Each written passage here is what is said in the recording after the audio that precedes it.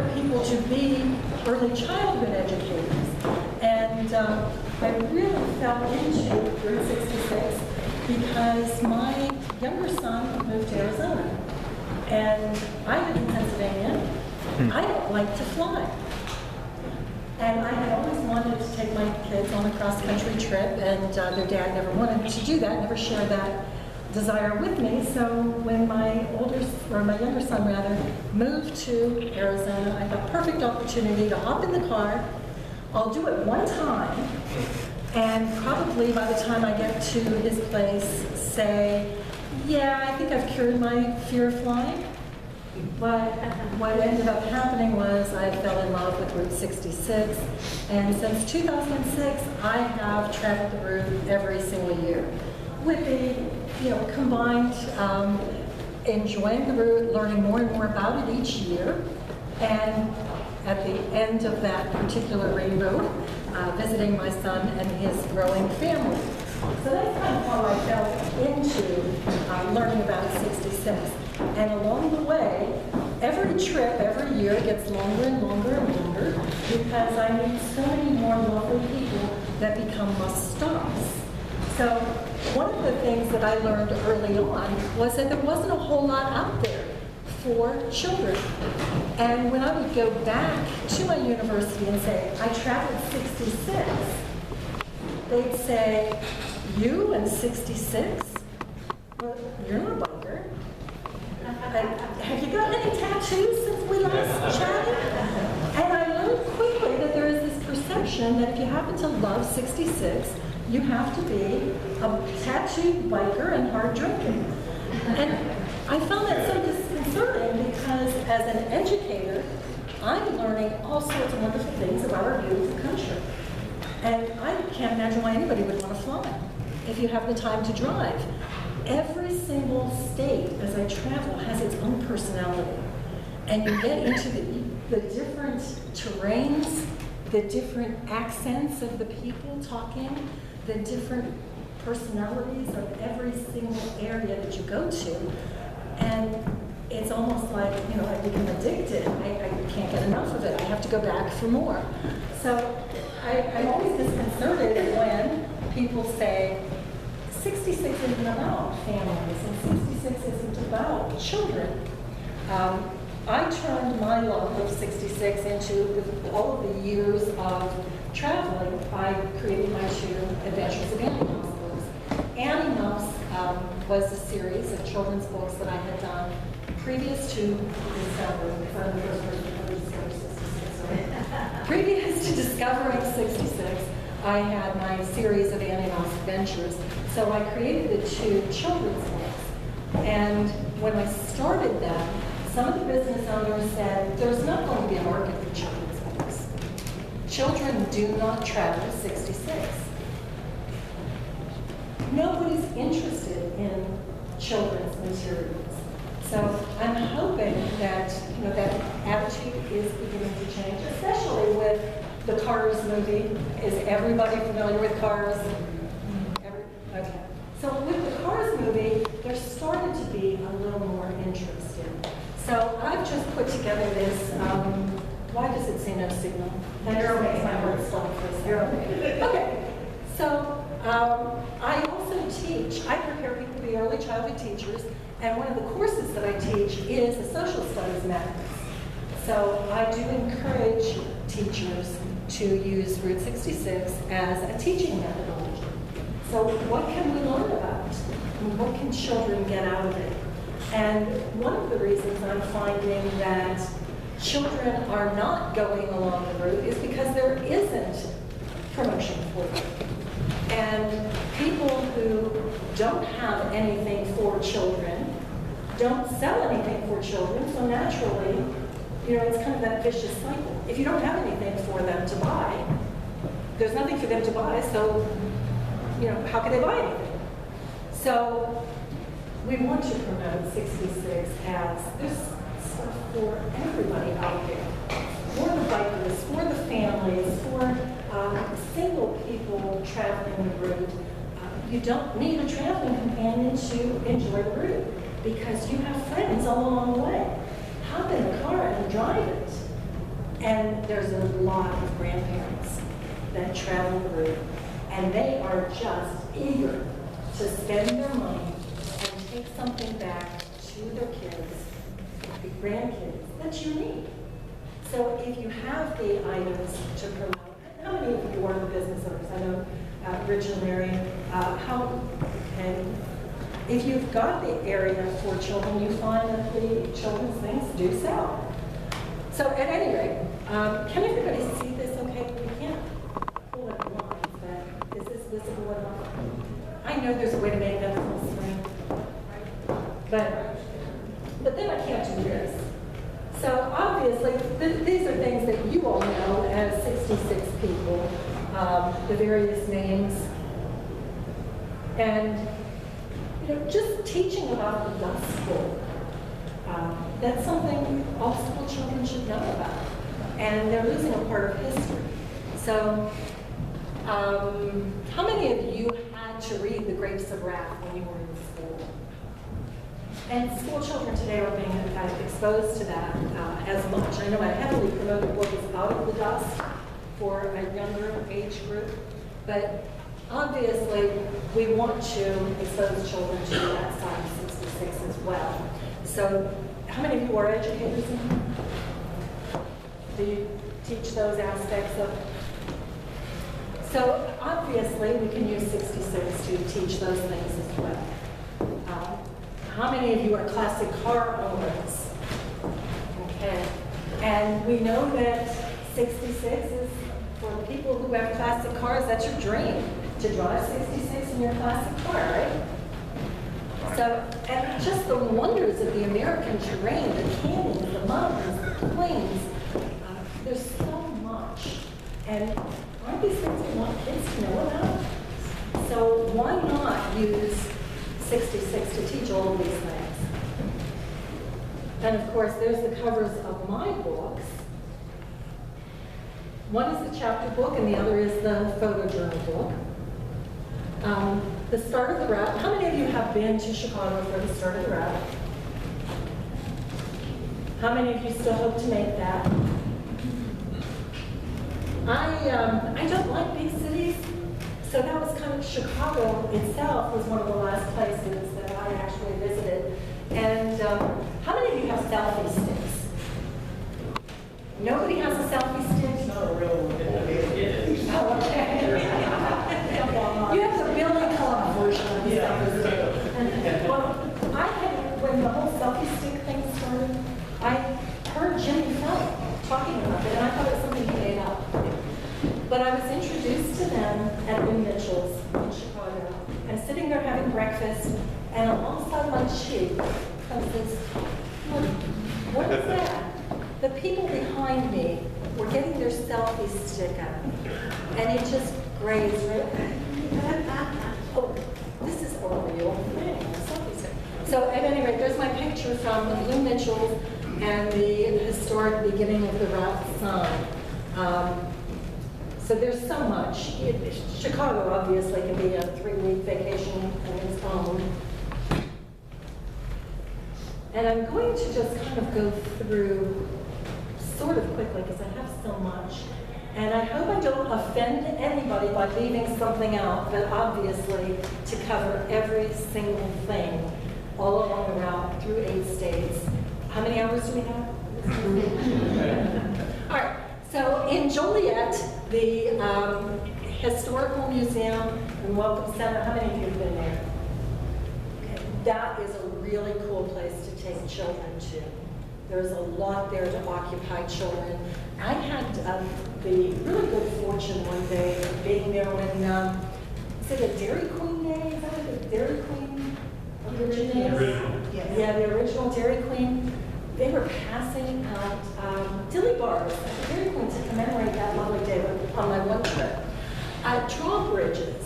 Now, a drawbridge is not something people from my area are too familiar with. And when I explained to the students in my class about how a drawbridge works, and to think that I'm dealing with 18 to 23-year-olds, and some of them have never heard of a drawbridge. And when I explained to them that I had to wait as the bridge comes up, the 23-year-olds are really interested in hearing about that because they didn't know it was a real thing. They didn't know a bridge could do that. So can you imagine the wonder of a child sitting and watching this and listening to it? So those are the kinds of things we take for granted in our everyday life. If you're used to seeing them, you don't think about that wonder and awe that children experience. And how many of you have watched the Blue Little Ones? Like 5, they'll just see, you know, a piece of gum wadded up somewhere and they think that's fascinating. And they're like, oh wait, we have to stop and we have to analyze this and explore, right?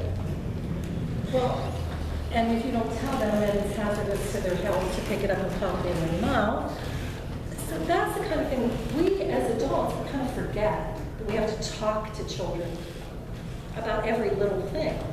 And when we do that, you know, we're opening their eyes to the wonder of this beautiful road. We're also helping develop their language. So many people say, well, why do I want to talk to an infant? The infant's strapped in the car seat and we'll just drive along. Well, one of the reasons why I know that I happen to be a very literate human being is because my mother was a nonstop talker. She was a talker. She loved to talk. And I can remember being in my crib and she would be just chatting away to herself, I think. But I remember that, and I remember developing language, and I remember asking her about words. And so many people don't do that. The kids are in the car, and they're being handed these devices to keep them quiet. And instead of doing that, you're stopped at a bridge, you're stopped at a train, and you're saying to the children, watch what happens here. What do you see? You're really helping them just develop this growing up. So drawbridges can be really fascinating to me. And the land of Lincoln, there's so much to do in Springfield to experience Lincoln and take them back in history. So these are sites that are well worth the visit. Lincoln's home. It's such a great tour, the National Park System. How many of you have seen that? Well worth the visit. And it's free. And it's free. Mm-hmm. Absolutely. So yeah, when we're talking family friendly, we want free, right? So much more they can experience there, and you don't have to pay for it. And anybody who has a question right along the way, go right ahead and ask. Obviously the artwork of Bob Waldmeyer, the original, and how many of you have been to the Cozy Dog? How many of you hope to go there someday? How many of you don't have a clue what a Cozy Dog is? Well, the original name of the Cozy Dog was supposed to be a crusty cur. And how many of you would line up to buy a crusty cur? Yeah, it just does not sound real appealing. So, Cozy Dog sounds like, yeah, I want to go there and experience that. I want to check that out. But this is a sketch of the Cozy Dog drive-in that Bob had done, and his brother Buzz, gifted me with this to use in my presentations and in my book. And it is a lovely experience. And of course, you know, what child doesn't get fascinated by seeing one of these, roadside giants? The Gemini giant, unfortunately, the launching pad is closed for the past few years and deteriorating rapidly. So how many of you have seen these up close and personal? And they really dwarf the kiddos. Yeah. And who knows where the other one resides? Atlanta. I was really excited on my way here on whatever day, Wednesday? On my way here Wednesday, I stopped at the Palms Grill and it was finally open when I came through and I was able to actually eat there, which is another, it's really cool. How many of you have had the opportunity to eat there? Food is delicious, the environment is really, really great. Great, family-friendly place. Is Instead of plants and What was that? Oh, the other family-friendly place right there in Atlanta, the water tower with the big smiley face. That's so much fun. And the library. How many of you have been in the library? For the first time in 10 years, every single time I stopped, it was either after hours, the day they weren't open. There was at one time when I stopped, there was a power outage, so it was closed. Finally, on Wednesday, it was open and I got to go inside. And taking children into a library where they can pick up and hold real books. And it's always exciting to me when people still know what a real book is. I get really excited over that. I happen to love Franklin Wright architecture. And I happen to only live 2 hours away from Falling Water. Does everybody know what Falling Water is? No? No. Okay. It is Frank Lloyd Wright's most famous building. Yeah. Look it up. Look it up. Yeah, it is really amazing. It was built for the Kaufmans as their summer estate, and the waterfall really comes straight through the home. Huh. So when you are there in the living room, you just see the falling water, and it is in Pennsylvania. So it's a phenomenal sight to see. And I remember being in 4th grade, and in our social studies book, there was a picture of falling water. So as a 4th grader, I filed that away in my brain. I wanted to see this someday. And that was on my bucket list from the time I was in 4th grade until I finally was able to see it in about, I think it was like 1995 before I got a chance to see it. So the things that we do and say to children may seem very insignificant. That 4th grade teacher, I'm sure, had no idea the impact that made on me when I saw that picture, but it just really was an obsession. I knew that I had to see that someday. Like I pestered my parents, can we take a drive out there? And I lived much further away at the time than I do now. So every time I go somewhere that has a Frank Lloyd Wright building, I go out of my way to see it. So there are so many examples of Frank Lloyd Wright architecture along the route. This is the Dana Thomas House in Springfield. Well worth a tour to see. The Dwight, the First National Bank building, it is still a bank that you can go in and do your banking in, and you can just stand in the bank and look up and see all of the classic Frank Lloyd Wright designs. So well worth it, and that's free to do. If you do go to Falling Water in Pennsylvania, by the way, I know it's off the route, but since I mentioned it, they don't allow young children to tour the house, and they do have a nursery or a holding cell. I mean, whatever they call it. My kids, when they saw it, they said it looked like a cell, and they were not going in there. So I had to make other arrangements for them and go back at a different time to see, because they were frightened by the holding cell. I think they've updated it since then. In Gardner, now I know that these have changed since I've taken these pictures. First of all, the streetcar has been moved. It was moved right after the fire. This was the Riviera restaurant, which was Al Capone's hideout. What kid doesn't want to learn about it? There's a certain appeal to that, right? But the year that I snapped that photograph, I passed it by accidentally and drove down the road about 2 miles. And I said, when I'm headed back east, I'll stop again and get it. Went down 2 miles and I said, yeah, I'm going to turn around and go back. So glad I did, because by the time I was headed back east, it was burned. So this was taken like 3 weeks before it burned. So I do include that, even though it no longer exists. Do they have anybody been by there recently? Do they have anything commemorating its location? Nope. No.